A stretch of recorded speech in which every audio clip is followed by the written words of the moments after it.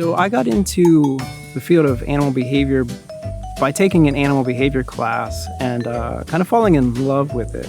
The field that I'm in, animal behavior, or sometimes behavioral ecology, which is probably a better fit for what I do, is interested in understanding how the environment shapes the behavior of different animals. Early on in college, I inadvertently discovered salamanders, and I thought, oh, these things are amazing.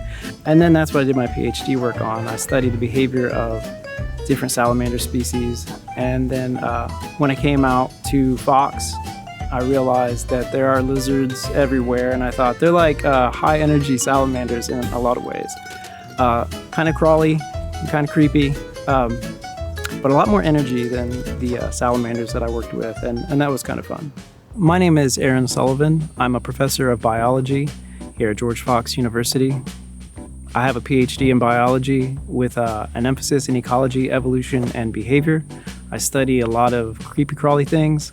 I have bounced around a little bit. I went to graduate school in Missouri, followed by a PhD program in upstate New York, and then lived in Western New York for about 18 years. And then I realized I was mid-career and thinking if a change was going to happen, this would be the time. There was an opening at Fox, and Oregon is really kind of a paradise for someone interested in ecology because you have rainforests and you have deserts and you have mountains and you have gorges and you have oceans and you have a variety of habitats and organisms and just a lot of fun things to explore.